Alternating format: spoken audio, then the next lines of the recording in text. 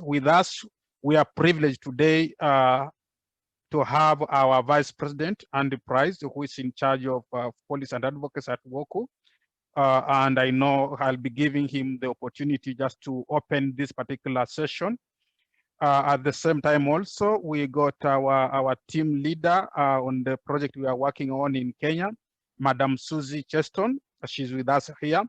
And then above all, we got our key virtual events coordinator, Madam Cassandra, who will be taking us through the session today. And so without much ado, I want to take this opportunity to welcome our Vice President, Andy Price, just to say one or two words, even as we get into the session. Thank you so much. Well, thank you, and good morning, and afternoon, evening, wherever you may be. It's a pleasure to be here with you. I think what you're doing today is absolutely wonderful, and so thank you to Cusco and all of you for participating. These are hard times that we're living in with the COVID pandemic crisis. So being able to share information with each other is really the best way that all of us can find our way through this. Speaking specifically on virtual meetings, we have seen this push with the onset of the COVID crisis to allow credit unions to do this virtually. And I can talk a little more about this later, but we've seen lots of countries around the world starting to allow this for credit unions. United States, Canada, Australia all have. Several countries in Europe have, in the Caribbean. We are working down there to get the regulators to allow it as well. We've seen it in Asia as well. South Korea, Singapore are all starting to allow us to do this. So we're happy to work with you, and perhaps later on I can share some of my thoughts on some of the things that are going on around the world. Thank you for having me, and I appreciate it. Thank you, Andy. We are so humbled to have you.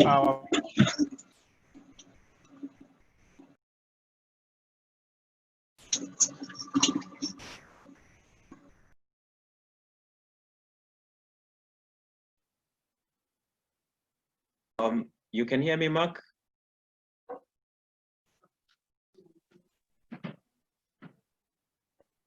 Go ahead, Leonard.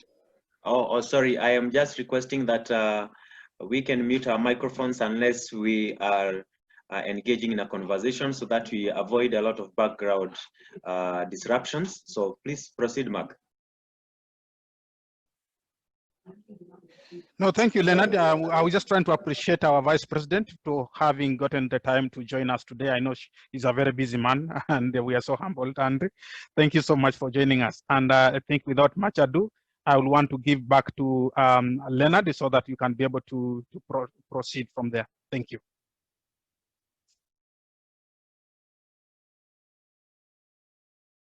Thank you very much, Vice President. Thank you very much, Mark, for that introduction. I know we have other members from WOCU, but again, we'll be further interacting as we proceed with this platform. Again, it is a pleasure having all of us on board, and I am grateful to be moderating this day. So we've just done the introductions, and I just want to take you through what we have planned for this day, or what this session is all about. And just a minute as I share my screen, okay? So after the introductions, we will be having the facilitator taking us through the presentation. I'm going to introduce her very briefly. And then we are going also to have a question and answer session. Again, this is a platform that we are going to interact and share knowledge. It is not a monopoly of one person. As we engage in the conversation, we are going to learn from one another. So please expect a lot of interaction in this platform, and it's going to help our discussion today. We also finally going to have our closing remarks, preferably at 5 o'clock, that is East African time, and we hope that this is going to go as we have planned. So we are privileged today to have our facilitator, who is Cassandra. who is PCMA certified in digital experience, strategies, and currently is serving as a senior event coordinator at WOKU. And she has been giving her services in regard to strategic vision to various WOKU events, both in person and in virtual platforms. So she has vast knowledge in managing issues to do with AGMs, virtual meetings, and she's going to take us through to facilitate this session, just to help us to see what can we do and prepare ourselves adequately for our AGMs. What strategies can we be able to embrace so that these AGMs can be successful? Now, as I have said, it will be an online engagement. So I expect that we are going to interact, and we are going to interact through polls. We are going to have quizzes. So we'll be posting some polls where we'll be expecting your feedback as we progress with the presentation. So I expect you to participate in the polls. We also have the chat box where you can be able to post your question, and we can be able to collect all the questions at the end of the session to be able to respond to them. So again, this will be a platform that you'll be using.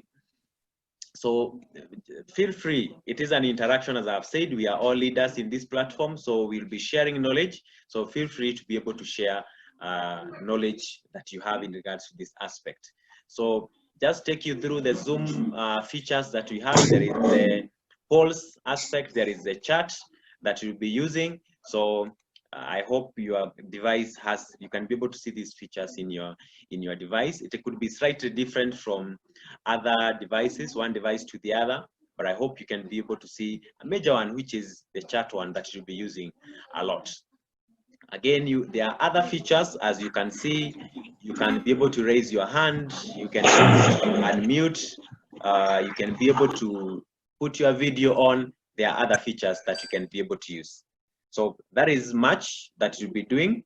I kindly again request that we put our microphones on mute so that we can be able to avoid background disruptions. Again, you can put your video on or off as you would wish, but we would prefer for better concentration to have the video of the presenter going on, and the rest of us, we can be able to mute or put it off. So without wasting much time, I want to take this opportunity to invite Cassandra, who is going to start this conversation and help us through as we do the discussion. So Cassandra, you're welcome. Thank you very much. It's a pleasure to be here with you all. Good afternoon to all of you.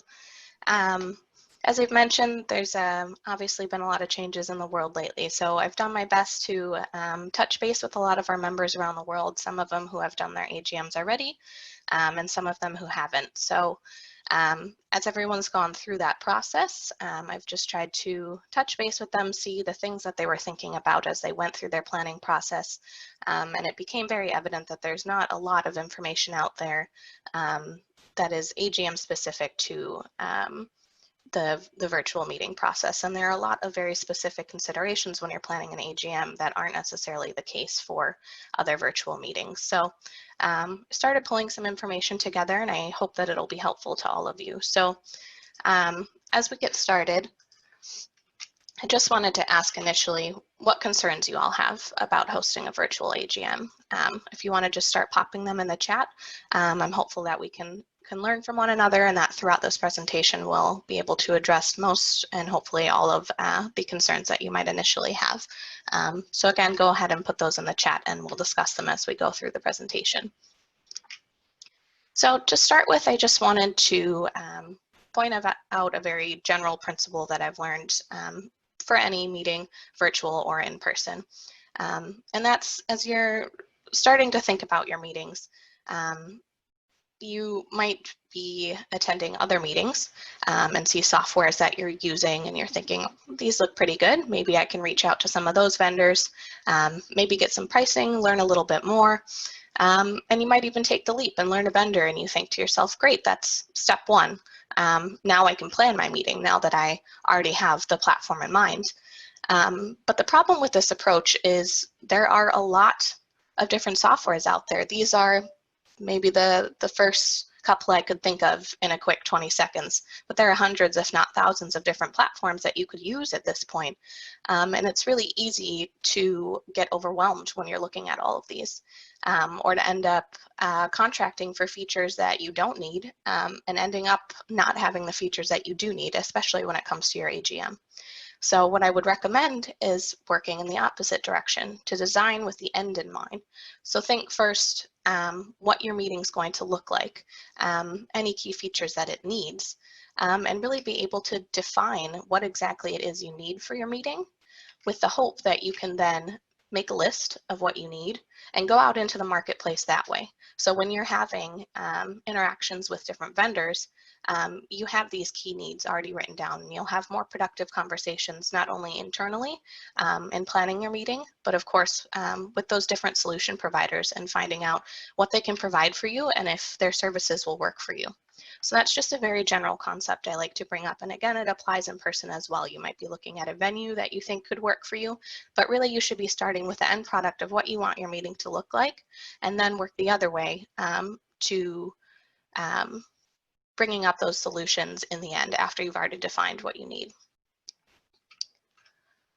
So taking a look at some of those concerns you might have, a lot of the ones that I was seeing, of course, have to do with the technology, but some of the other ones might be connection issues depending on your audience, where they're coming from, or even some of your presenters that they might not all be able to get online. Of course, the cost of some of these platforms and voting is something that's very specific to an AGM that you don't necessarily see in other meetings, and you want to know how you're going to be able to handle that. And of course, the bylaws and different regulations in your region, in your organization. And as you guys have already met, my colleague Andy Price will be online if at the end of the session you have questions specific to that. So looking at our key AGM elements, all of these things you should be able to achieve virtually, but these are things that are very specific to an AGM versus other virtual meetings. So being able to authenticate your participating members, of course, you have specific delegates that need to be online in order to accomplish the meeting. And of course, achieving a quorum in order for all of your motions to be able to be raised. The motions, the reports, the voting that's associated with both of those, and addressing your membership. Whether it's an open or a closed meeting, all of these things that need to be addressed in an AGM, you should be able to address virtually as well.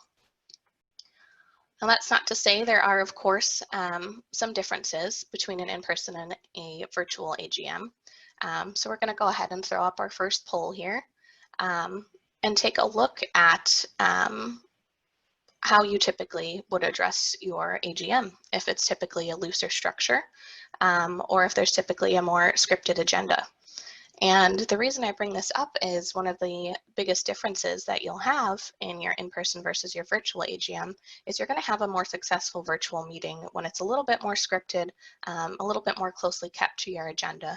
And the reason for this is when we have an open forum, it can be easy for people to kind of talk over each other. It can get a little bit confusing.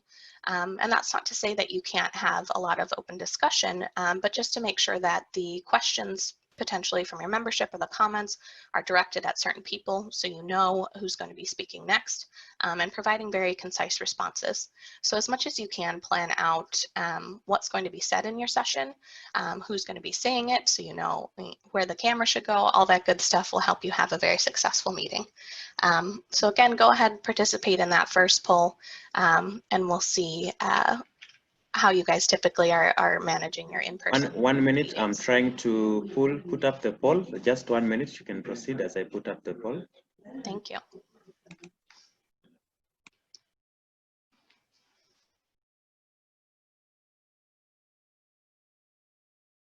And I think it can be pretty different from organization to organization, depending on the purposes of your meeting. I think some organizations have very specific issues that they're addressing.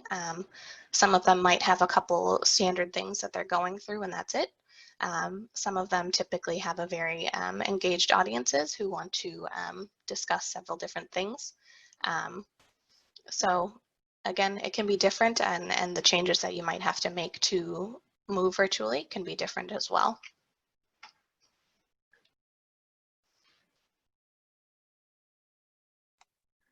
Oh, I'm not sure why the poll is not launching. So just give me a few minutes. Maybe you can proceed to the next slide as I try to work on the technicalities, please. Sure, no problem. So again, both of these methods, however you typically do your in-person and the virtual, should still address the same items on your agenda. So the purpose of this is to go through some of those different needs that an AGM has that's particular for a virtual AGM versus other virtual meetings.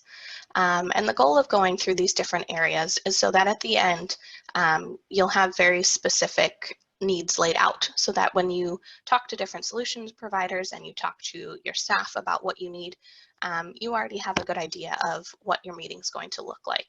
So we'll go through all these different areas. If you already know a good amount about your meeting, go ahead and start jotting some of these down of what you think will and won't work for your meeting, and you'll have a good starting point as you move forward. So the first thing we want to think about is your general meeting format. As you guys might know, we're in a meeting today. Sometimes there's a webinar where you aren't able to share your microphone, you aren't able to share your camera, and that's only your presenters. And both of these things can potentially work for your AGM depending on if everybody needs to speak or to be seen. So if you use a web conferencing or a meeting type platform where everybody's on camera, everybody has the ability to unmute, you're going to have a little bit less control over your meeting than you might generally. But in this method, all delegates can speak as needed. So here's one of the areas where you really want to be scripted as much as possible and let delegates know when they should speak, ask them to use the raise hand feature so that you can call on them and make it a little more orderly than it might be when you have everybody able to unmute at once. The other thing to consider about this type of meeting is that it will likely require more bandwidth. You have more people coming through on video, you have them needing to send their video out. So depending on your membership, you might find that this method is a little less doable and a little less accessible for some of your audience. So that's just another thing to consider. But again, depending on your needs, this can be worked around. So if you find that not everybody needs to be seen or needs to speak vocally, you might consider using a webinar style platform. And in this way, you as the host would have a little bit more control as far as what's on screen and who's speaking. So as you're scripting, if you have certain remarks that are going to be made more presentation style and less of a discussion, you would have a little bit more control about those occurring first. And again, you would still have communication with your audience. So you can ask them again to raise their hands, to put questions or comments in the chat or in the Q&A. And in this way, especially as you're able to minimize the number of videos and the number of presentations that you have coming through, it will typically require less bandwidth than having multiple videos coming through, and in that way be a little bit more accessible to your audience. So just a couple tips for both of these. Of course, if you're using a web conferencing or a meeting type platform, to do your best to mute everybody on arrival, and of course run a rehearsal with your key speakers so they know when you're going to be speaking with them, who they're speaking before or after, so that they can direct and you can really get some of those transitions down. And another thing to consider for both of these, but most particularly for the webinar style, is to consider using a production company. Some of you might already be using them for your in-person meeting or your in-person conferences. They can be really helpful in managing some of those transitions, especially if you're not used to hosting webinars. They can make some really clean transitions for you, or if you have videos to play, they can kind of optimize how those are coming through, and they can help you make some of your solution provider decisions as well. So if you have an existing production company that you work with, I would highly encourage that you reach out to them even before you start looking at virtual platforms, as they might already have a lot of good ideas for you. So the next thing you want to consider is who you're inviting to your meeting. Whether it's a closed meeting or an open meeting. And by that, we of course mean whether it's only your voting delegates who participate in the meeting, or if it's an open meeting to all of your membership. They might not be voting, but they can be listening. Perhaps they can even make comments. So really considering who you are inviting to your meeting is going to help you make some of your platform decisions. So we have a second poll here. I don't know if we have been able to get those up just yet. But if we are, Mark, you can go ahead and throw that up there, but I'll just keep discussing in the meantime. So if you have a closed meeting, again, you're going to have specific delegates that receive that invite. And the easier part with that on the meeting side of it is that your invite is going to specific people. So you know who's going to be attending. You can easily guarantee who's online because they're the only ones who have received the invite, which helps you to easily identify your quorum and make sure that only the appropriate people are voting and participating in motions. All of those things are a little bit easier on your end as the planner. So as far as an open meeting, definitely doable, but there's just a little bit more consideration, a little bit more planning that would have to go into it. There are platforms out there that can help you here, and we'll talk a little bit more about that. But it's just a little bit more complicated, for example, for your voting, to make sure that not everybody online is able to participate in the voting if only a certain section of the audience should be able to. So it's a more complex system there. But we can take a look at a couple different solutions for an open meeting. So one of the options here is to use a more advanced platform. So there are technologies out there that are created specifically for virtual AGMs. You might have better luck searching for them when you look for shareholder meetings. That seems to be how they're branding themselves. But in these platforms, they can actually separate which links go to voting and which ones go to non-voting members. And as they log in, the host of the meeting is able to see, okay, this is the voting participants, these are who's online, and help you identify your quorum. And these are the non-voting participants who are just viewing, who might still be able to put comments in the chat, but who aren't actively participating in the voting portions of the meeting. The other good thing about these platforms is they're typically password protected and they're meant to have very secure user authentication. So if you have any concerns about security of the link being shared with somebody who shouldn't be on the meeting at all, they go through very specific password protected things to make sure that who is online is who is meant to be online. Specifically if it is an open meeting, but it still needs to be members within your organization and not just the general public. So again, that'll help you easily verify your quorum. The biggest issue with these more advanced platforms, one is that they require more bandwidth anytime that you have more functionalities built into the platform. So not just the video feed, not just the slides, but the voting, the authentication, all the different things that are built around your presentation. All of those will require more bandwidth as they're coming through to your audience. And the other thing to think about is that these are typically more expensive. So some of you may have already a budget designated for your AGM. So you can take a look at how that compares. But if you're looking at just a virtual meeting and maybe you only planned on using Zoom or something that's already within your corporate accounts, a more advanced platform is going to be significantly more expensive than just a general video conferencing platform. So that's something to think about as well. But of course, there are other ways to manage an open meeting that aren't specific to using a more advanced platform. So the things with these is that it's just a more manual management than the advanced platform. So as you know, there's for a lot of video conferencing platforms, there's a waiting room that you can utilize. So you can ensure that as people are coming in, they are the people who have registered, who should be in your meeting. And as they come into the meeting and you accept them and let them in, you can determine for yourself whether they are a voting member or whether they're just an observing member. So it's a very manual process of determining whether you've reached a quorum, as you would really be just counting them as they come into the meeting. Obviously, this is going to use less bandwidth, and it might be in a platform that you're already more comfortable with. It could be in Zoom, it could be in GoToMeeting, a platform, again, that you're already using. So of course, this is going to be more affordable if it's something that your company already uses. You just have to take a little bit more time and make sure that you are touching base with all of your audience. So I like to say in this case, it's a very high touch registration. So it's more of a stewardship of your delegates that you're really following up with them and making sure you understand who's going to be online. So if they are determining a proxy, making sure that you're finding out in advance who's going to be online, so it's easy for you to tell when you have reached your quorum and all of that sort of thing. And of course, making sure that they understand who's going to be online, that you plan to send reminders and ensure your panelists understand which link they need to use, and maybe even have a guide for your attendees of how to log on, if they have technical troubles, who they can call, all of these sorts of things. So I'm just going to check in with Mark here if we were able to get either of those polls out as far as if people typically have an open or a closed meeting.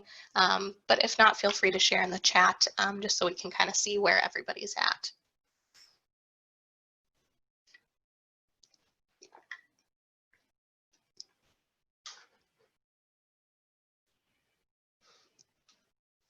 All right, so we can move on to our next consideration in the meantime, which is of course voting, which is kind of going to be our big one here. So there are a lot of different considerations within your agenda that'll differ from organization to organization. Looking at what items you're going to have on your ballot. Maybe it's more this year than usual, maybe it's less. Any results that you may or may not have to announce at the meeting, or if your ballots are typically collected and announced later. How many motions you're expecting, if your votes are weighted, perhaps some delegates have a higher percentage for their votes than others, if your participants in the meeting are all allowed to vote, as we've already mentioned, or if it's an open meeting and there are some participants online who can't vote. So all of these things are different considerations. As we've already mentioned, there are advanced platforms that can take care of all of these for you. But if there's not, there are some other things that you can do. So we'll kind of break it down into the different types of voting and how you can manage these manually if you won't be using a more robust platform. So our first type of voting, obviously just on a ballot, if there are specific different board members you'll be voting on, or something that you typically issue an actual ballot rather than just raising a motion for the meeting to vote on vocally. Again, you can manage this in the events platform, but there are some different secondary softwares that you can use. And by this, I mean you have your meeting occurring in a web conferencing software, and perhaps there is an app or a different link that they go to in order to do something like a poll, or within the app be able to submit their ballots. So that's one option. And the other is just to do them offline. And obviously there's a couple different considerations here too of what an offline option could look like. So the main thing to consider with an offline voting option is when you will be discussing the results, when the ballot goes out, and whether or not there are certain proposals that go along with the ballot. So if you have your ballot issued before the meeting, obviously this allows you time to calculate the results and present them at the meeting. Obviously, in this case, your proposals aren't able to be presented live. So if perhaps you have a couple different people running for office and they wanted to make a couple remarks before the ballots were issued, they wouldn't be able to do this live at the meeting because you would have already issued your ballots prior to the meeting and asked them to be submitted prior to the meeting. A way you could work around this, if there's certain videos they would like sent out with the ballot, links to pre-recorded videos, that's one way you could handle it. But again, you can kind of see the italicized section in each of these is kind of your main downfall there. So here in the issued before the meeting, your main downfall is that, excuse me, you're not able to present the proposals live ahead of issuing the ballots. So say you would rather issue your ballots during the meeting. This way you'd be able to have your proposals presented live before the ballots are issued, and you'd be able to present the results live at the meeting. So the main the main issue with this is that your host or whoever's calculating the results would really have to do that manually as quickly as possible. So a good way to handle this is just if you have other programming that's pretty standard and that's not affected by the ballots, to organize your agenda in such a way that these things are occurring while the results are being calculated. So if you have your proposals at the beginning and you're able to issue your ballots, and then you have some standard functions that you can perform in the middle and announce the results at the end. That's just one way to work around this so that you're able to have both your proposals and the results live during the meeting. And of course, you can also issue your ballots after. So in this way, again, your proposals would be live during the meeting before the ballots are issued, and you'd still be allowed time to calculate the results. So in this case, you would issue the ballots at the end of the meeting and request that they're returned, say within 24 hours after the meeting. So again, your main downfall here is just that you're not going to be announcing the results live. So again, these are all going to be subject to your bylaws and what changes that you're looking to make to those, whether the results need to be live, whether the ballots need to be live.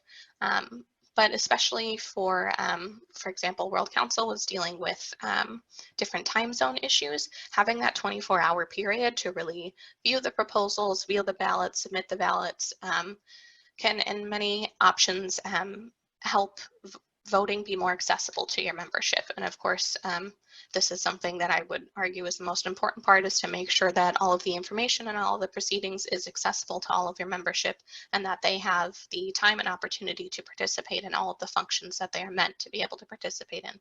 So a couple different options there on how you can handle the ballot portion of your voting. So of course, our other option or our other function we need to be able to do is voting in motions. So these are typically handled vocally, with somebody making a motion and asking for yay and nay votes. Some people may abstain, but this is a very important function that obviously happens at all of our AGMs, most of our board meetings as well. So there are a couple different ways that you can handle this in a virtual setting. Again, assuming that you're not using a more advanced platform where those would just pop up on their screen. So one of the ways that you can handle this, which would be the most lengthy and cumbersome way, would be to do more of a roll call. And the benefit with this is that you're verifying each person's vote so that you're able to record that in your minutes. But essentially, since you're not able to identify, say, if everybody or a large portion of people say nay, it's very difficult to tell who said it. So in this option, you would be saying each delegate's name, recording their vote, and moving on from there to make it a little bit more organized.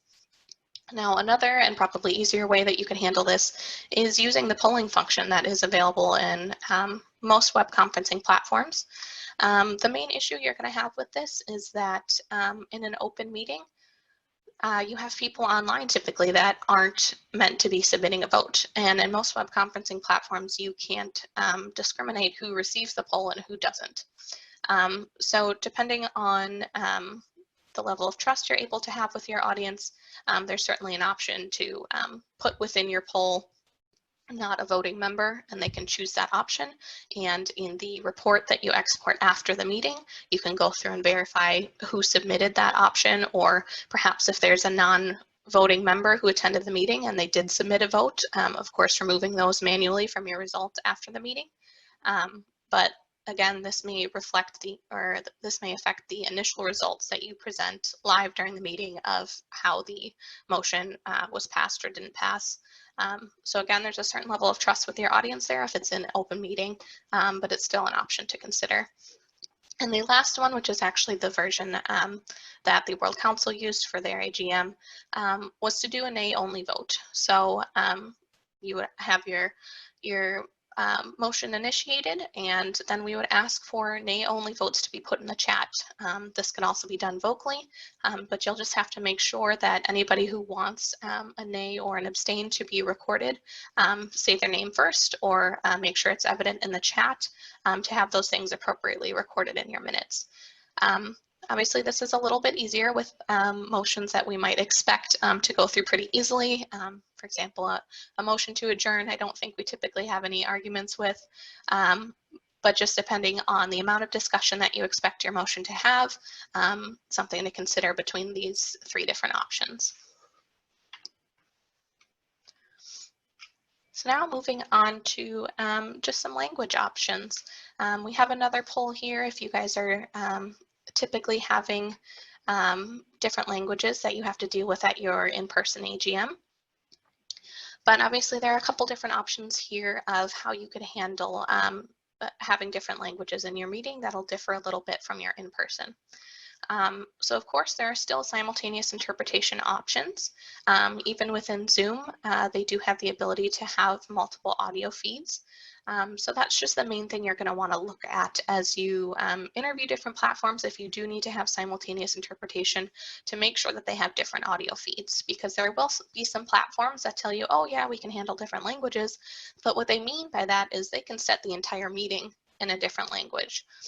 And of course, you're not going to have your different members, you know, have one meeting in this language and one meeting in this language. You need them to be able to work together in the meeting. So you're going to be looking, in the case of simultaneous interpretation, for them to be able to broadcast out multiple audio feeds. So in that case, you would have your attendee come online and choose from a drop-down or something similar saying which language they want to hear the meeting in. You have your interpreters online that are broadcasting out that audio feed separate from the actual presenter. One thing to note here that we learned as well is in a process that our interpreters call relay. There might be some difficulties. And so by that we mean if your typical listeners who are receiving the audio in a different language need to be able to speak back to the presenter, and you have multiple languages online, your interpreters can't hear each other.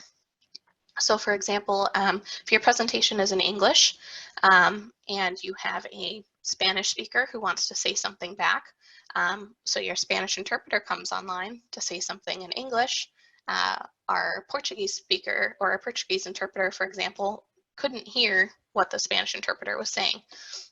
So there's just these little things that you really want to make sure that you have a rehearsal ahead of time to be able to catch these little bugs and make sure that everybody can understand each other in the way that they need to. So another different way you can handle your languages, depending on if those people need to be able to speak or if they just need to be able to understand the presentation, is a live captioning service, which is often a little bit more affordable, but a lot of times is a machine translation. So you might want to test this to make sure that the translations that come through do really well capture what is actually happening in the meeting. So this is the example that I have in the picture here of a meeting that I attended. They had a live captioning service online there that was called Worldwide Tech Connections. And so you can see it was just on the right side of the screen where they were able to show the different languages from a drop-down, and you would choose, and then a machine translation captioning the live presentation came up on the side. So this is another way you could handle. There are a couple different options out there for that. And you would just need to make sure that it's able to tap into whatever platform that you're using. In the case in the example here, it's in a platform called Digital, which Zoom is able to stream through. And then they just have a wrapper that goes around it. Another captioning option would be in post-production. So in this case, it would really be if you are pre-recording all or portions of your main presented proceedings. So this really doesn't apply to discussion portions of the meeting, but if there's any pre-recorded videos, of course, you would be able to add captions underneath in post-production of those videos. And finally, another way to handle would be to organize your meeting in such a way that you have different remote or satellite groups. So for example, if you have a smaller group of people who are able to safely meet and social distance, would be to have an interpreter in the room with them. So in that case, the interpretation isn't necessarily happening in the technology. You just have somebody interpreting it on their end, and if need be, the interpreter can then speak back in from that same audio feed that they would have had anyway. So as we look into user experience, this applies to the little graphics we have on the side there of whether you're having one presentation going out to several individuals, or if you're having your presentation come together from several small groups. So as we jump into user experience, this different group configuration will apply here as well. And the main purpose of looking at your user experience is to understand what capabilities your viewers have. So if we're able to get that final poll up here, or if those come at the end, this will just kind of. I think we can try run the polls at the end of the meeting. We don't know what the technical issue you have received, so kindly allow us to run the polls at the end. Okay, sounds good. Yeah. All right, thank you. So yeah, the goal with those is just, again, to compare where we're all at with our meetings, how we can compare the different issues that we're looking at. So once we come to that poll at the end, we'll just be taking a look at what capabilities we think that our different audiences have. And the couple different considerations you have here are the personal device limitations. So whether the platform that you're looking at is mobile friendly, or if it really needs to be on a desktop. Does your membership have a desktop computer or a laptop that they're able to view the session in? Whether or not they're able to go into the office to be able to do these things, or if they really need to be able to view on their phone or mobile device. Another thing to look at is the bandwidth limitations, which we've touched on throughout the presentation, that some platforms require less bandwidth, some require a little bit more. So depending on the different connections that you think your membership may be able to utilize, whether they are able to go into the office. One little tip here that you can let people know if they can is to use a hardwired connection. So for this morning, I'm not relying on my Wi-Fi. I actually have a cord plugged into my laptop to have a more secure connection with my internet. Another consideration is whether your platform has a call-in number. That way, if all else fails, they're able to dial from their phone and listen into the meeting that way. Of course, you need to consider here if you're using something like polling that would pop up within the platform, they're not going to be able to participate in this if they've dialed in. So while it's a good option for accessibility, just make sure to compare that with the other features that you're planning on using within the platform that you choose. Another issue you can look at is if there are some technological issues when you test, is to utilize those satellite groups that we talked about. If you have some small groups that are able to safely meet, perhaps in an office that already has technical support within the office, that would be something to consider if you are concerned that they would be able to use the platform successfully. And finally, is to provide a technical guide. We've touched on this as well, but within that technical guide, you would just have some tips and tricks on how to best use your platform, how they can optimize their connection, and ideally would have some technical assistance, whether it's someone to email, somebody to call, and that could be something that your platform provider provides for you, but it could be somebody on your own staff that's available to help your members who have some issues. So as we consider our user experience, of course, our presenters, our members themselves, our board members themselves. So those things also apply to your presenters. And there's a couple different best practices that we can help those members, those delegates of yours who will be presenting, to make things look a little bit more clean. If you do enlist a production company, they'll tell you a lot of these same things, but of course help you execute them. But if we are unsure of the technical capabilities of our speakers, a lot of these platforms will make sure that you are able to run the meeting for them so that they can concentrate on their presentation, and just give them a couple tips about what they can do on the production side to make it a very clean presentation. So some really basic things is just to make sure that the light source that they have in their room, whether it's natural light or a lamp, is in front of them and not behind them. So in my case, my desk typically faces a different way where my window's behind me. My colleagues who are online can tell you I'm typically a very dark, a mysterious person in my videos when we have company meetings because I'm against a wall. But for this presentation, I've turned my desk so that my window is facing me and so that the lighting is hitting my face appropriately. Another thing to consider is just your setting, that your background is uncluttered so it doesn't take away from the focus of the presentation, and that your camera's at eye level. And what we mean by that isn't to tilt the camera so that it's facing you, but rather to have it raised up. So today I have my laptop up on a couple books, so that my camera's at eye level. This way, if my laptop was down on the table and I had tilted it up, everybody would be looking up my nose. Those aren't necessarily as professional as you would like them to be, especially in your AGM setting. So just a couple quick tips there. For your audio, to make sure that you are muting any other notifications that you might have. For me, it was making sure that my dog had a bone so he didn't start barking while I was presenting today. And to, of course, test your audio in a rehearsal and a little bit before the meeting. And if you have a wireless headset like I do, to make sure that it was charged and that you have a backup plan in case it would die or fail for whatever reason.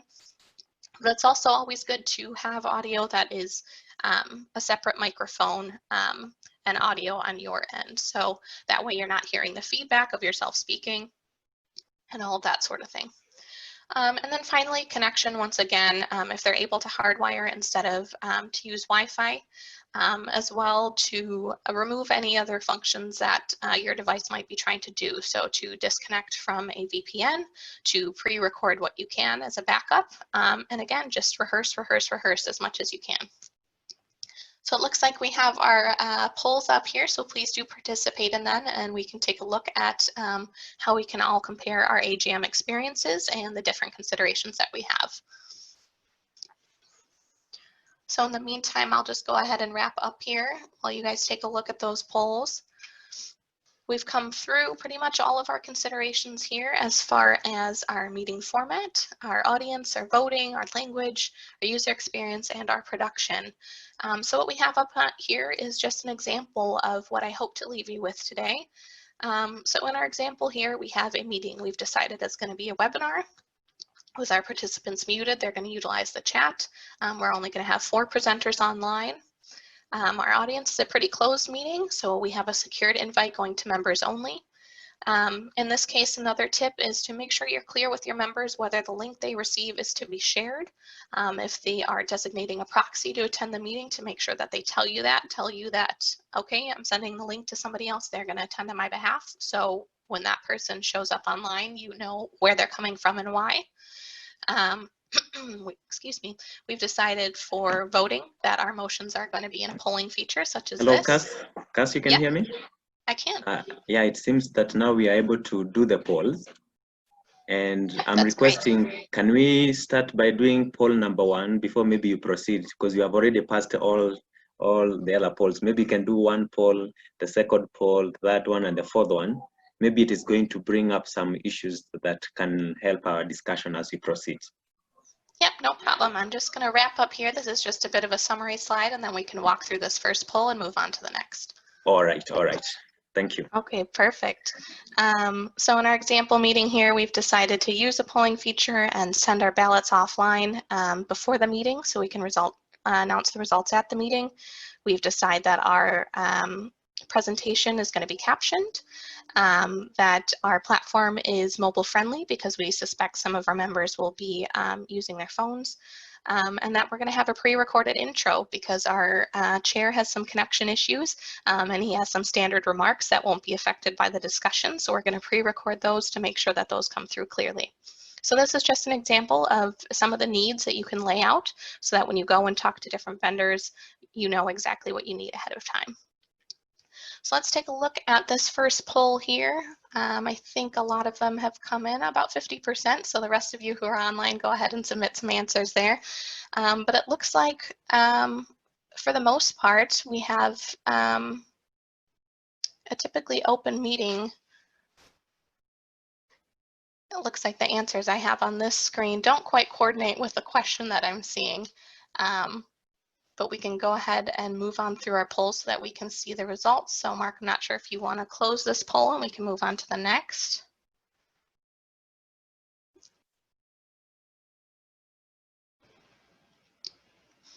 Wonderful. So looking at the answers to this poll, that all of the business is typically conducted in one language. So that'll make things easier for you guys. You have a couple leaders who might speak multiple languages.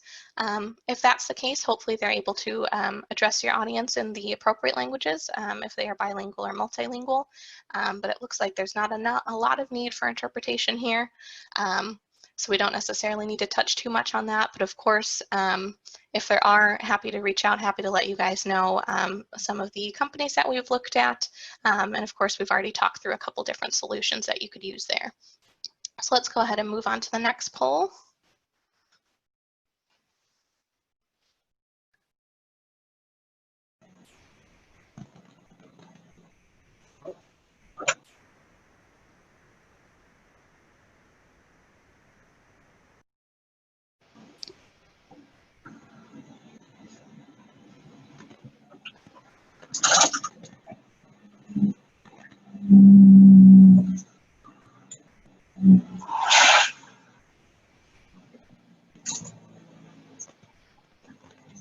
I'll go ahead and give you guys an inside scoop that I only sent my polling questions to them yesterday. So really this is on me for not giving them time to test.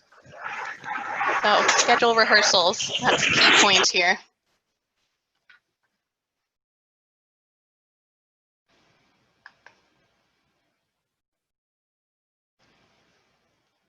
Okay. Well, in the meantime, I want to give you guys just a couple final considerations for you now that you have determined your needs. Again, of course, to have a rehearsal, but if you have a production company or you have a platform that perhaps the pricing is based per session, to make sure that your rehearsal is included in that price. So when you schedule a rehearsal with your speakers, you don't want to find out after the fact that having another meeting or having your production crew online is perhaps going to cost more time for them.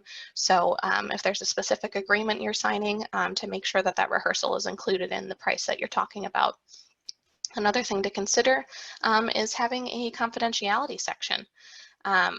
So if it is a closed meeting, if there are specific topics that will be spoken about and you have a production crew online, to make sure that they're not sharing that information or they're not recording it for marketing purposes for their production company if that's not information that you want shared to the general public. And finally is to see whether they include technical support. So especially if you're using a more advanced platform that your attendees aren't familiar with, just to double check that they will be providing technical support, and if not, that you have a staff member designated to help people who might require it. So as we wrap up here and see what we can do with the polling there is just to, if you want to put in the chat here, if you already have a virtual platform or software in mind that you're using already, we can go ahead and compare if some of us have already used it and share some tips for using it, maybe make some connections around that. And that's all I have for you guys today. So we can jump into some questions and see what we can do with the polling here. All right, thank you very much, Kaz, for your presentation. It seems the polls have, I could not be able to run them on my end, but we've been working in the file to just see how we're going to run them. Allow me to just start going through the questions. One question I can see on the chat is that connectivity participants digitization challenges, especially for age delegates. Here we are saying that most of the participants are digitally challenged and connectivity is a challenge. How then do we engage them for this AGM and to make sure it's successful? Maybe you can respond to that as I go to the next one. Absolutely. So a couple different things you can do here. One, we mentioned providing a technical guide for your attendees. So I know when I talked with the Canadian Association, they had put together a pretty robust guide for their attendees that had, here's the link that you're going to use on the day. Here's what the platform is going to look like. Here's what the different buttons will do. Here's how you can test your connection beforehand and make sure that it works. And here's a number you can call if you're having trouble. So that technical guide is going to be very specific to your organization, to your platform, to the tests that you have performed. So that's one way you can look at it. I think we all know, though, that sometimes people just don't read, or whatever they're doing just isn't matching up. And of course, all of your attendees might have different devices, so it's hard to say exactly what they're going to be seeing when they log on. So one of the other things I'd recommend, if possible, is looking at utilizing those satellite meetings. So if you have maybe 2 people here, 3 people there who can come into a specific office or setting with a more reliable connection, where they might perhaps have a desktop computer, and maybe even have technical support there in the room with them, I think this would be the easiest way to manage. Of course, not having too many people together, but just having a couple small groups where they can safely distance and keep safe. So those would be my 2 main recommendations for that case. I think wonderful. I love the part where you say that we can even have small groups coming together, and maybe one person is able to be connected, and then we can be able now to interact in that platform. Yes. That would work very well. Now, another question here is, our AGM votes on all resolutions and results required immediately. Mm-hmm. So you know if resolution is adopted or not. How can this be managed? Absolutely. So I think the easiest thing here, and again, this will depend if you have an open or a closed meeting, is to use something like polling, or again in the chat where they're able to identify themselves and whether they are agreeing or disagreeing with the motion, and to have a staff member online dedicated to tallying and announcing these results. Of course, if you're using a poll, it'll automatically tally that for you. But as we've talked about, if you're in an open meeting, there's not a really good way to make sure that delegates who shouldn't be voting aren't voting. They're going to receive that poll just like everybody else online, unless you're using a more advanced platform. So I'd say both of the options are a good way to be able to say right away what the results are. If there's certain motions, like we talked about the nay-only votes, in this way you can have easily identified perhaps 3 nay votes, but again, this would be assuming that everybody else is complying, is okay with moving forward with the motion. So depending on your bylaws, if that's allowed, that's going to be a very simple way to help you calculate if you're only having to calculate the nay votes and assume you know what everybody else is voting and is complicit in that interaction. So I think those would be a couple easy ways to make sure that you're able to accomplish the voting immediately and have the results immediately.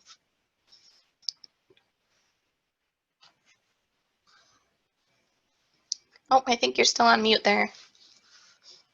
Yes, thank you. Thank you for that response. You're able to get your response immediately, and you're able even to put it in your bylaws that this is what we actually want. Again, here we are looking at trying to get the best vendor to help us in achieving this virtual general meeting. So what could be some of the key considerations when we are trying to search for a vendor who is going to facilitate this virtual AGM? Absolutely.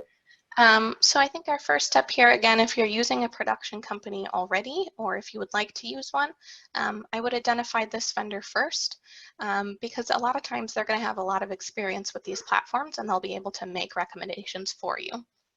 If that's not the case, I'll go back a couple of slides here. You'll be looking to lay out a request for proposal, an RFP.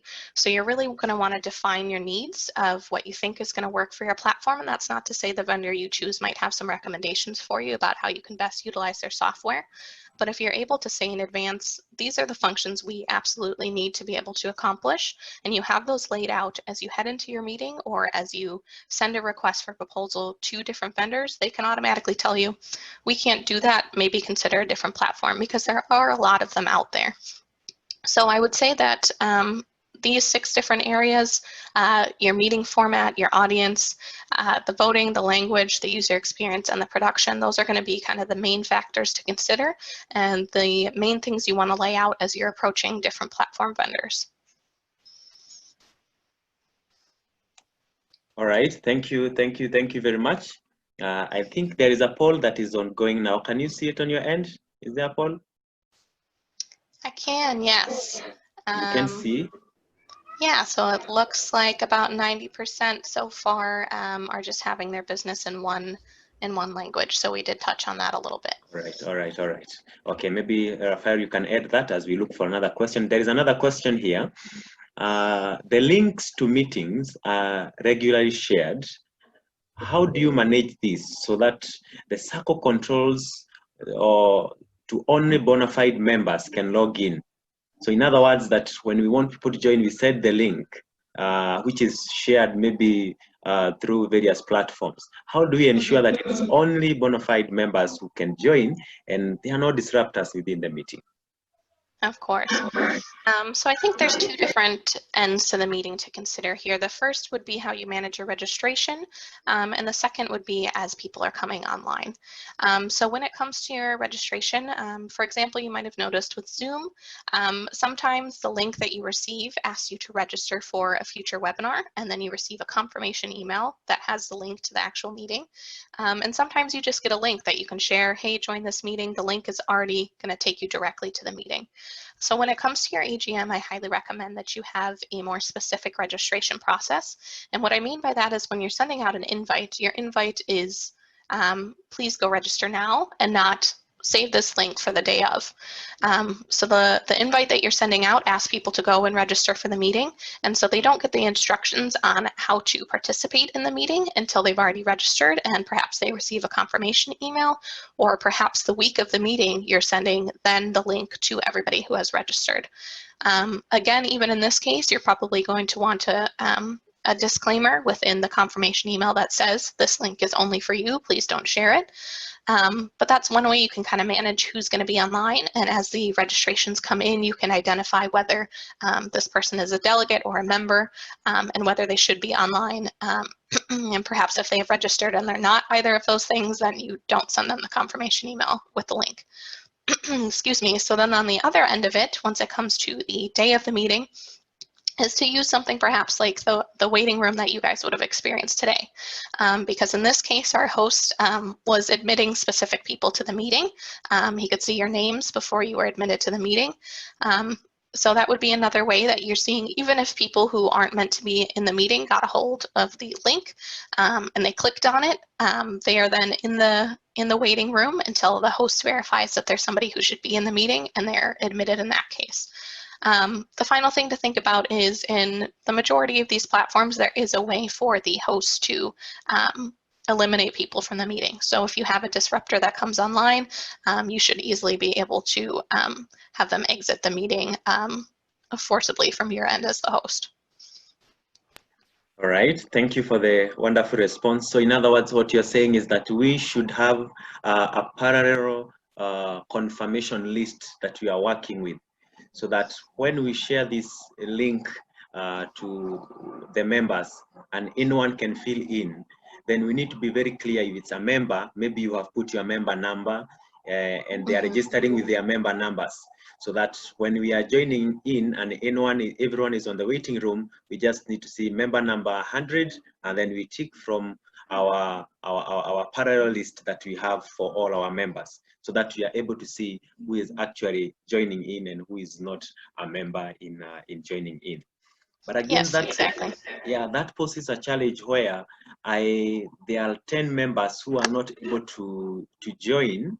They are not digitally oriented, and they have registered with one device, and they are all in one room trying to listen through. And we want them to vote. We want to ensure that they are all on board. How can we be able to ensure that we capture the responses of such people who have logged in with one device, they are all in one device, and they are listening through? Thank you. Yes, that's a great question. And of course, you're going to see this with the satellite meeting example that we mentioned, where you have a couple people in one room. So of course, they would have registered. And my biggest recommendation here is coming back to having that high touch experience. So especially with your speaking and voting delegates, to make sure that they're communicating with you. Hey, we're all going to be in the same room. For example, with World Council, we had our Korean delegates. They were all in one room. They had their interpreter in that room, and they were able to communicate to us ahead of time. These are the delegates we're going to have in the same room. We're coming in from one link. And of course, the hostess of our meeting was aware of how many votes. We didn't happen to use a polling platform, but if it had been, we would have we would have needed to make sure that when we received the polls back, that we understood that they were submitting only one vote into the poll, but that was actually worth a certain amount. So it's possible, but it is going to be a much more manual process for the person running the meeting to understand how the votes are coming in and how your attendees are organized. If they're only coming in without one link, that's going to kind of limit what you can do with the technology versus perhaps doing an offline ballot. In our case, we had on our slides that a ballot was being emailed to our different delegates. So even if they were in the same room, they had their separate emails to please email that back within 24 hours to the email that was on the screen. So that's kind of how we handled our offline ballot. But just again, it's going to be a little bit more manual work for you unless you are using a more advanced platform. All right. Thank you for that wonderful elaborate response. How can you rate the efficiency rate of virtual general meetings as compared to the physical meeting? Is virtual AGMs the way to go, or can we start seeing, or is it just a seasonal based approach, and then after maybe the corona is gone, we can be back to our physical meetings? This is a great question. I would argue, I think in some ways a virtual meeting can be more efficient because it needs to be. If you're telling people in advance, you know, we have a schedule, we need to stick to it to make sure that it accomplishes what we need it to accomplish. I think in an in-person meeting, of course, people's attention spans are a little bit longer when they're in person because, you know, it's more obvious if you get up and walk away from the meeting. So in that case, I think in in-person meetings, we have a tendency to maybe ramble on a little bit, to have a lot more salutations, which isn't a bad thing. But I would argue typically a virtual meeting is probably a little bit more efficient when you don't have technical difficulties. So as far as coming back after the pandemic is over, what I've seen is that a lot of people are saying in some ways a virtual meeting can be more inclusive, especially when you have a membership that maybe can't always travel to your meeting, that's maybe in a lot of different places. A virtual meeting actually makes the meeting more accessible to them. They're able to access it from home. If perhaps traveling is cost prohibitive, they can afford to come to your meeting. Having a virtual meeting can then make it more accessible to a wider audience. So that being said, when we come back to a time when we're able to host an in-person meeting, there's something to be said then there for a hybrid meeting.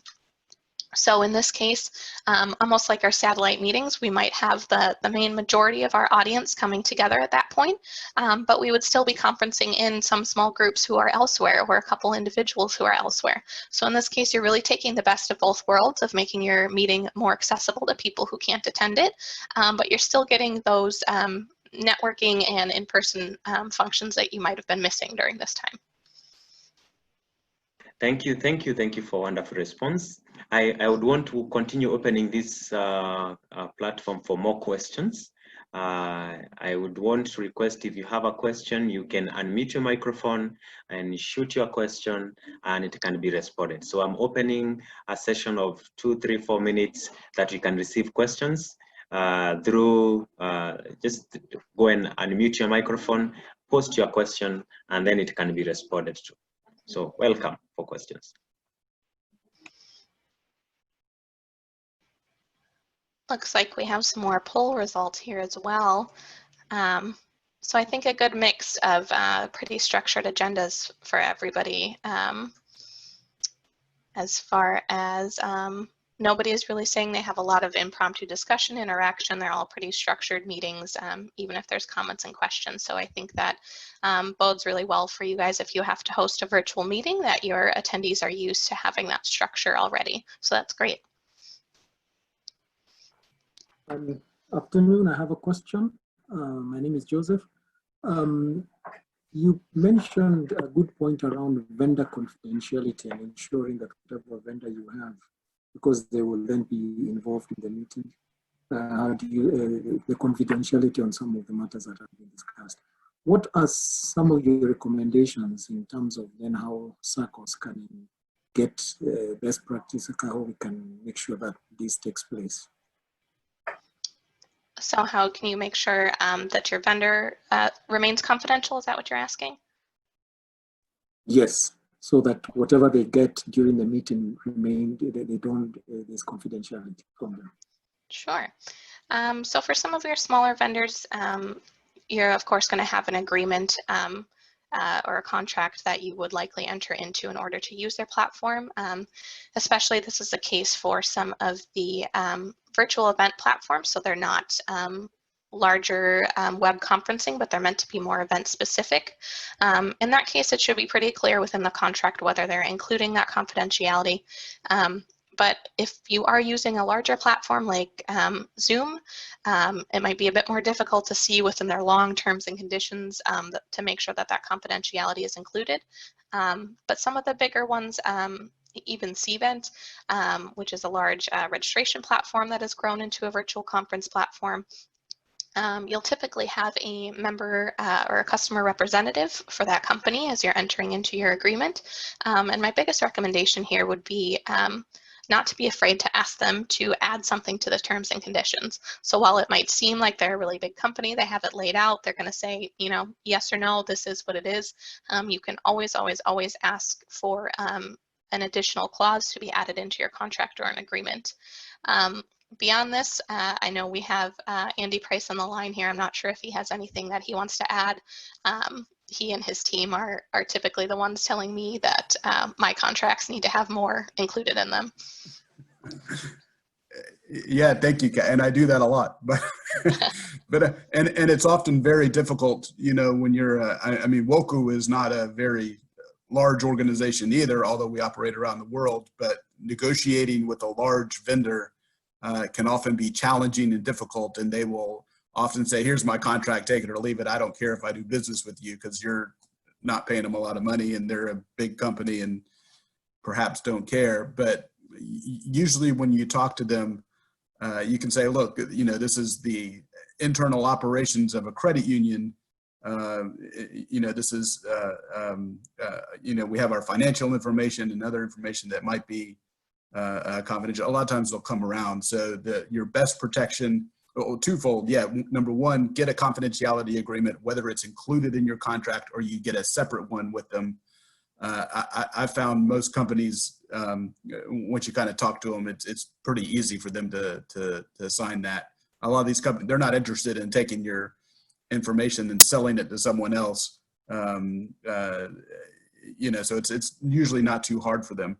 The second thing that I would warn you about is privacy frameworks, because privacy frameworks all over the world are evolving right now, particularly with digitization. So you've got to see what's provided for in your particular country's privacy framework and what the requirements are. The trend right now is to put a lot more privacy controls in the hand of the consumer, meaning it's much more difficult for a company to take your information and sell it off to somewhere. So you got to consider not only your confidentiality agreement, but what your privacy framework allows under your particular country as well. And those are the best ways to do it. I mean, the second thing with AGMs is, I mean, you know, you're inviting your membership in. So there's going to be a lot of people on the call, right? I mean, so consider a lot of things that you put on the AGM. You know, you may think they're private, confidential, but they're really not. I mean, because you've just given it out to 1,000 people that showed up at your annual membership.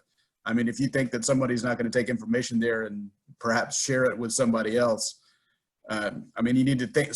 So you can also think through what you're. This is just a practical matter, by the way. I mean, just think through what you're presenting at your annual meeting. Likely is probably not that confidential to begin with. So, I mean, that's just a consideration that you might want to think about as well. So, thanks, Andy. It was a great question, Joseph. Thank you. Yeah, it really is. Thank you. Thank you, Joseph, for your question. Any other question that we can shoot on direct? I have one on the chat, and can we consider including virtual meetings in the bylaws to manage business disruptions like COVID-19 has? Do we now need to sit back and include it in our bylaws so that in case of disruptions, we can actually go back and use virtual meetings other than just responding when already we have been disrupted. Is it something that we can consider as cooperatives? Number two, maybe you can just connect these two. Kindly rate the virtual meeting cost expenses as compared to the physical meetings and its impact to the liquidity. So what are the expenses that we may incur when you're going virtually? Is it cheaper, or what could it be impact on even on our liquidity? Over to you. I'll pass that to Andy first to address the bylaws. Yeah, so the trend now that we see in regulatory frameworks is to put a lot of discretion in the hands of the credit union as far as the procedural aspects of how they want to handle, I mean, not only their board meetings, their management meetings, their annual general meetings right now. And so a lot of times what you see in frameworks are more high-level principles of, okay, you have to provide, proper notice, make sure if you're going to do things virtually, people have the ability to vote and speak and communicate, and all those things that Cassie just spent an hour kind of walking through, but not putting in the nitty-gritty details. And so a lot of times we see a lot of flexibility in that a credit union is allowed to put into their bylaws as far as how they want to handle their meetings, and having multiple ways of doing it is actually pretty common now. I think that's the trend, and then that decision is really left to your members and who are your owners of your credit union. So this is, I mean, I think it's the better approach. So having multiple options in the bylaw is something I'm seeing as a trend around the world.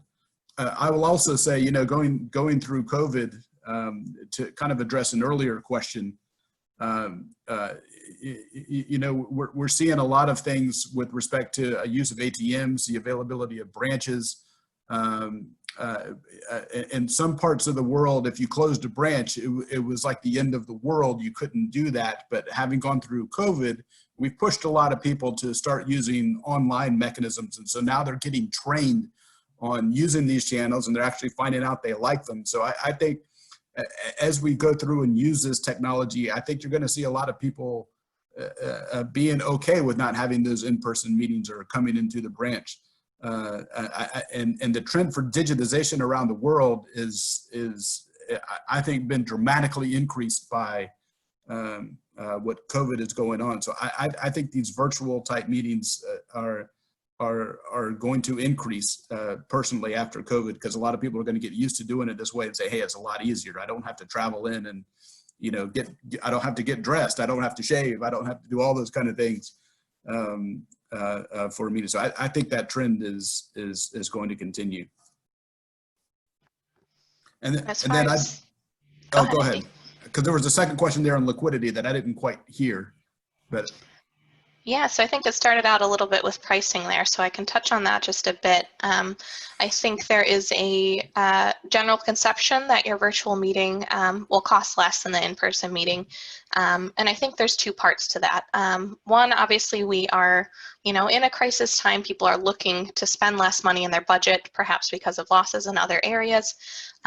So with that being said, I do think it's possible to have a meeting that costs less than your in-person meeting. There are certainly ways that you can cut back.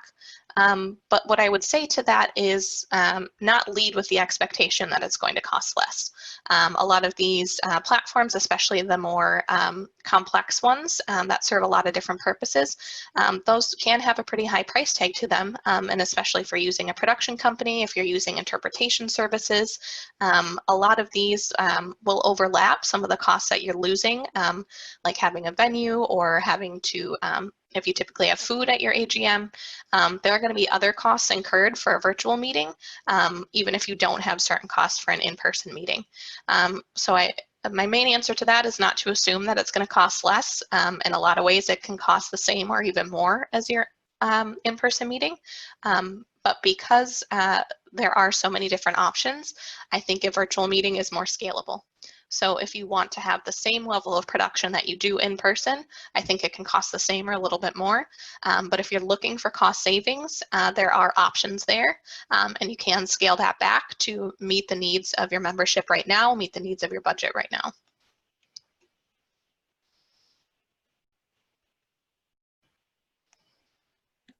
All right, Andrew, there is something you want to add on that? There's something about liquidity in that question with the price, Yes. but I'm not sure what it was either, Andy. I didn't quite hear the original question. I got some static coming through when the question was being asked, but. All right, let me just take it through again. Kindly rate the virtual meeting cost expenses as compared to physical meeting and its impact to circle liquidity or cooperative liquidity. Yeah, I mean, anytime you have expenses, I mean, capital expenses, you're spending on physical things that the credit union needs to operate. I mean, that can affect your balance sheet. But that, I mean, that's, something each credit union is just going to have to look at and make their business case as to, hey, it makes sense to go ahead and spend money on this expense. And here's why we need to do it. And building into that business case, hey, look, it's COVID. We need to do it for the health, safety, and welfare of our members. I mean, I think that's a valid thing to consider. I think, this is something your regulators also need to consider when they're looking at your balance. Oh my gosh, you spent, so much money on this thing, but I think most prudential regulators in this time, particularly with all that's going on with COVID, are going to be pretty amenable to that. So yeah, I mean, I think each credit union just has to look at it on a case-by-case basis. Does it make sense for your credit union and your particular financial condition wherever you're at? Some credit unions have more discretionary funds that they can spend on it than others. So it's kind of hard to put a blanket statement on it. To me, it's whatever makes sense for your membership. But I think you can make really fantastic business cases for being able to do it, particularly with the COVID situation that we're all in now. Thank you for those wonderful responses. I'm still opening the session for another question. You can, if you have a question, kindly unmute your microphone, post your question, and it will be addressed as Joseph has done. So we're opening for questions. Can in the meantime here just share, we have International Credit Union Day coming up here. So there are a couple different ways to participate. Take a look online, perhaps your local association, otherwise worldwide, everybody kind of participates online with that hashtag ICU Day. So do go check it out. As well, of course, our annual conference, the World Credit Union Conference, we're still hoping, we're still planning to host it in Scotland next July. Of course, we have some backup plans if that's not possible, but keep an eye out and we'll hope to see some of you in person again soon. Wonderful, thank you. It seems that we don't have any other questions. Thank you for your participation. Thank you for those questions that have come in. We have actually learned a lot from one another. I want to believe, Cass, you are also through with your presentation on your end.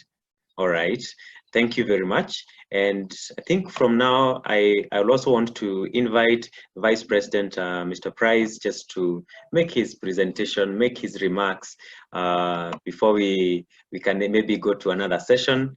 And in case there'll be anything rising, over to you.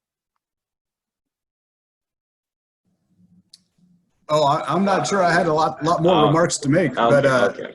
the other thing, this is a little bit of a slight aside from your topic here, but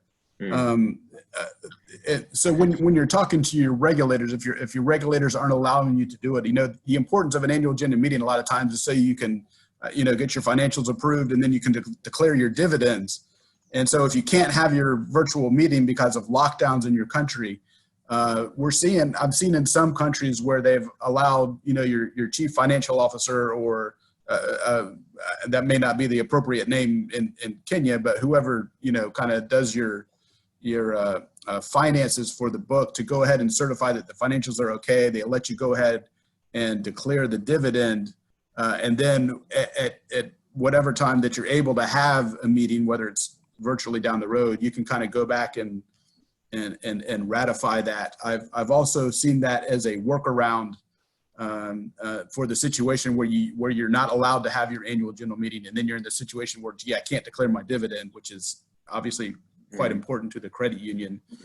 So I've seen that trend out there as well. I don't think it's ideal. I think regulators should be they should be bending over backwards to provide you with flexibility. So I just wanted to put that out there as well. The second thing that I want to put out there for you as well, because I've sent a couple letters now into regulators, and particularly there's one to the Caribbean that I put in that's on our website, where we've asked the regulator to allow for general meetings, contemplating a lot of things that Cassie talked through. So long as, one, you have the technological capability, you can provide proper notice and allow people to vote and have whatever discussions that you need to have under your regulatory framework to allow them to do that. And for you guys in Cusco, if you need some help in that regard, I'm happy to do that for you as well. I've done it in several countries as well. So if you're having problems with your regulator, please let me know. We're happy to help you in that regard. And with that, I'm happy to take any questions you want. I'm here for the duration. So thank you for having me on, and I appreciate what you're doing very much. I think the sharing is wonderful. It's the credit union way, and it helps everybody out. So thank you. Thank you very much, Price, for that session and those contributions. Allow me just to read one more question because it is just coming. I think it's important. It says, since all members now can attend virtually, is it advisable for cooperatives or credit unions to do away with the delegate system or mode of representation? I don't think we're ever going to completely do away with in-person meetings. I think when it comes to networking and sharing and making connections and better social connections for more positive experiences, I think there's always going to be a good reason to host in-person meetings. And in fact, though, there's a lot of research out there that adding virtual meetings or adding a virtual aspect to an existing in-person meeting never actually, they use the word cannibalizes, it never defeats your in-person meeting by, oh, well, now so many people are participating virtually, they don't want to come in person, so we're not going to have the in-person anymore. In fact, they've proven that it's usually the opposite. In fact, when you have a virtual aspect to an in-person meeting, more people who are now able to access the content, they see it online and they think, wow, this is a great meeting, I wish I was there. And then in the future, it actually grows your in-person audience. So while I think it's important to have the virtual aspect and to make your content more accessible, especially to our members when there's a lot of important information that we want them to have, I've said I think it's important to maintain a virtual aspect even after this time in COVID. I wouldn't go so far as to say that we need to eliminate the in-person aspect. I think it'll be good for us to balance both in the future so we can reach as much of our membership as possible. Right. The delegates mode, I think the last part led the delegate mode of representation, where we have one person representing a certain region. And now that we can have everyone being able to join in virtually, and no one have to be represented in an AGM.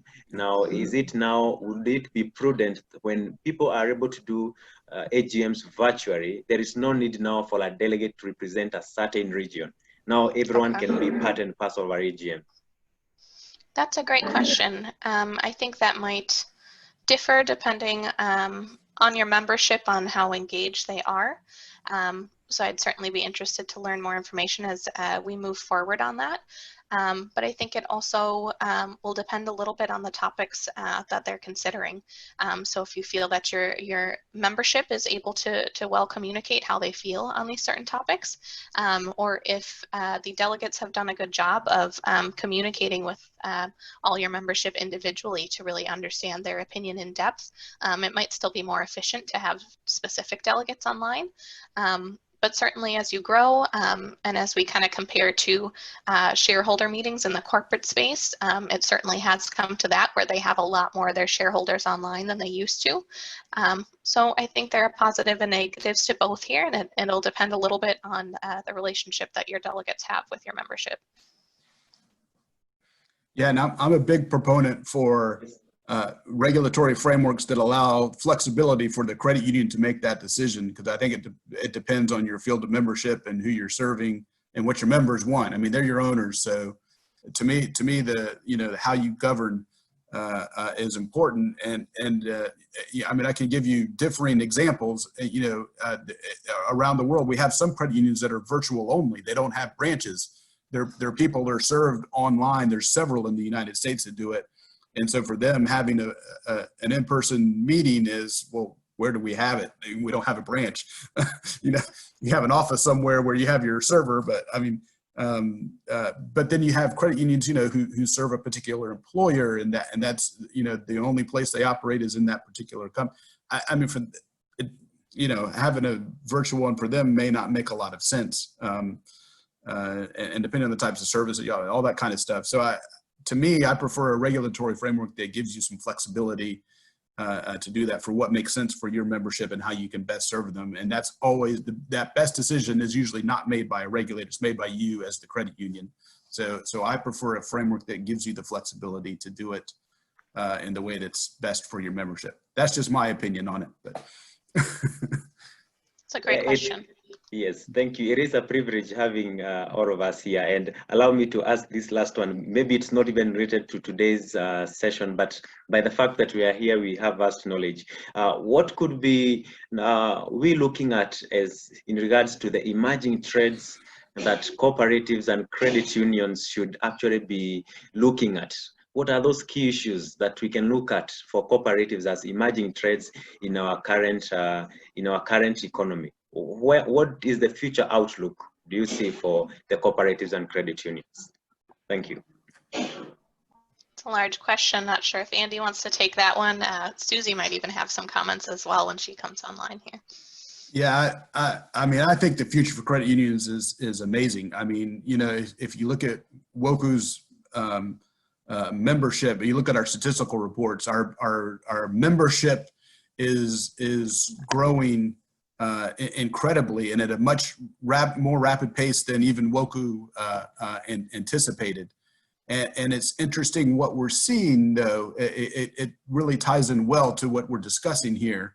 And if you look at WOCU's push, we have this major push for digitization, right? And the reason we know that is because the areas that we're seeing the larger growth of credit unions are those credit unions that are embracing digitization, providing online services, doing virtual meetings like this, being able to reach your membership through the use of technology and all the wonderful things that happens.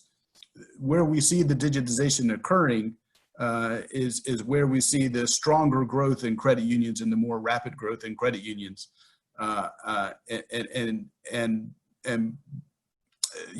second component to that is one thing that the COVID crisis is pointing out is that our cooperative model, is allowing credit unions to be, I mean, we call them the financial first responders, right? I mean, we're the ones who are helping the people get through this crisis. We're making loans to them, where a lot of the banks are perhaps not doing that. We're in rural, we're in underserved areas. We're serving populations that oftentimes do not get served by the banks. And crises like these, although they're very hard to get through and they're difficult, when we come out the other side, you usually find that, hey, credit unions were the ones that were there when you were troubled. And so my outlook on this is, with all the trends that are going on, credit unions are going to come out the side in a much better. I think the outlook is great for credit unions. It's going to be difficult. It's going to be hard. It always is, but anything worth doing, I think, is difficult. And credit unions through every crisis have always proven, to be the ones that step up to the plate to help people through. So that's my comments on it. Sorry.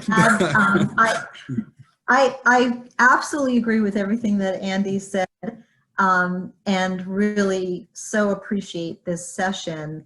I just want to add that, globally, Kenya is such a leader, and we look at Kenya because of the strength of the SACCO movement. I mean, it's just extraordinary. And also because of the strength of using digital payments, obviously M-Pesa and other platforms, but Kenya is such a leader in technology as well. And so, as Andy said, our ability to get through this pandemic is going to depend on the kind of innovation that the SACCOs have shown and this rapid adoption of technology. A lot of the comments in the chat were about, the digital divide and the fact that some older members or some members in more rural areas who may not have as good connectivity or much experience with use of technology may be left behind. And I think that's one of the great challenges right now, how to reach out so they are not left behind. They have to be brought on with this increase in use of digital finance and virtual AGMs and virtual trainings and exactly the kind of innovation that that Cusco is hosting right now. We never would have dreamed of having this kind of session virtually. And look, we're all figuring out how to do it. And it's turning out that we can do this. So I think it is kind of forcing us and kicking us into this other level. And in the midst of, as what Andy said, is such a great challenge for all of us around the world. Where is the blessing in this? What is the way that we are being called to leap to some other level by confronting this challenge, facing these obstacles? And how can we use this as a time to leapfrog into the next level for our future, and to make sure that the way we are doing that is the SACCO way, which is that we do not leave people behind.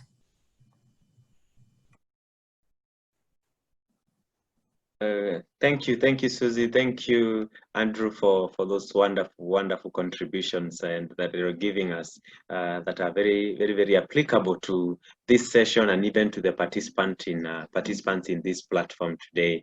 And those upcoming trends, we can talk less about digitization. We can't fail to talk about innovation, because these are the issues that are going to help our cooperatives move to the next level. The way we continue to leverage on technology will help us to move on through the disruptions. So it's wonderful. It's a wonderful discussion that we have here.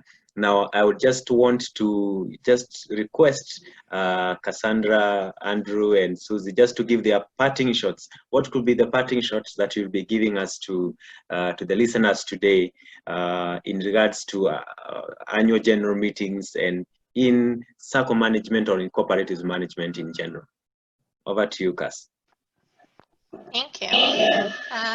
I guess my main parting comment here would just be that you can do it. I think it can seem pretty scary, even for myself. I learn a lot about meeting strategy, but to be honest, I'm not usually the one running the meeting.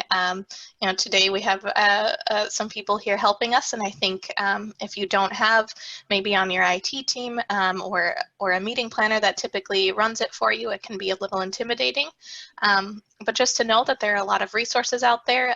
Of course, I'm always happy to be a reference if you have some questions. But if you just think out really what it is that you need to accomplish, and of course have that plan and have your practice and your rehearsal, good preparation, you can certainly accomplish what you need to accomplish. Thank you. Andrew, can go on. Yeah, I would just say, look, credit unions are nonprofit cooperative structure, member owned, often volunteer run. That structure is so valuable, and it allows us to provide the best financial services to consumers, in my opinion. But at the heart of that, it's people helping people, and that's what we're doing. And all of this plays into that. All of this technology is wonderful because it allows us to continue to do that. So my parting shots would be embrace it. Don't let your regulators run you over. But we need them too. They're a part of it. Work through it. Put the hard work in. We're gonna be all right. So. And I just want to say thank you to Mark Matabi, because he read the WOKU blog about COVID-19 and saw that Cassie had put together a really excellent document about AGMs and thought, oh, this might be useful. And so then reached out to our very good friends at Cusco and to see, and so then now Cusco, and thank you, Leonard in particular, has put together this meeting. And so I think that's a good example of that interconnectedness and people learning from each other. And I will also say that in the work that I do, we also bring lessons back from Kenya to others. So it's an exchange, and I have no doubt, knowing Cassie and Andy, that the kinds of comments that have been brought up today will then go back and inform future presentations for other countries and for WOKU globally. And so I just want to thank you all for lending your insights and your terrific questions and comments, and encourage you either through contacting Cusco or contacting Mark Matabi as the WOKU head in Kenya, or directly to any of us, any other further concerns, because this is really helpful for us to get to understand what you're dealing with and then be able to share your learnings with others. So that's just thank you so much. We are so grateful always for our partnership with Cusco and every connection we have to the wonderful SACCOs in Kenya. Thank you very much. Thank you, Andrew. Thank you, Susie and Cassie, for that wonderful contribution that you have had to us today. And I now would request Mark Matabi just to give a vote of thanks and appreciate everyone for coming contribution as we finish up. Over to you, Mark. Thank you, Leo. Thank you, everyone. Thank you, our Vice President. We are so humbled for you to be here. Thank you for our Technical Director, Madam Susie. Thank you so much, our Senior Events Coordinator, Madam Cassie. We are so grateful for your availability today. We cannot take it for granted from Kenya. We are so happy that you came in to support us. And to all our leaders and the CEOs representing various SACCOs in the country, we are so happy. We could not be able to believe that actually this was able to go through because of the late invites, but we are so humbled for your time. I also believe it was a Friday, and it could not have even been much more better than this, because Fridays are very tricky days, especially the afternoons. So we are so happy for everyone who is here. We are so encouraged. We are looking to work with you moving forward. And as my colleagues from HQ has mentioned, WOKU, we are working very strongly with Cusco during this particular time. And some of the things you have already mentioned, there are things we want to support Cusco to flag them out with the regulatory bodies in the country. And I know we are going to support the conversation. I know there will be a lot of conversations coming up, especially around our policies, our regulatory framework, even our legal framework, so that maybe some of these things can also be included in the current policies, so that moving forward, we can be able to have policies and regulatory frameworks that actually recognize some of these unique situations that we have find ourselves in during COVID. But again, to the SACCO leaders here today, yes, we appreciate all this, but at the same time, as our Vice President has mentioned, we need always to continually appreciate and recognize the issue of police, cooperative identity, values, and principles, so that even as we look into new innovations to manage well our cooperatives, we don't take for granted. We need to make sure that whatever we introduce does not jeopardize or water down the key cooperative values and the principles, as it were. Remember, cooperatives are member-driven, they are member-owned, and they are member-controlled. And so it's very important that even as we look forward to see on how we can be able to be very much innovative, we need to appreciate and recognize that actually our members are the key. They are the engine and the spirit behind the cooperative structures and systems. So with those few remarks, I want to appreciate again and wish all of us a good weekend moving forward. Thank you and God bless you. Thank you very much. Thank you, Mark, for those wonderful vote of thanks. And I take this opportunity to appreciate all of us and actually to let us know that this is not the end of the conversation. We have just started the conversation and we are now all together on one loop. We can be able to continue working together, growing together, sharing this knowledge together. So at the end of this webinar, I'm going to share the materials that have been used for the presentation.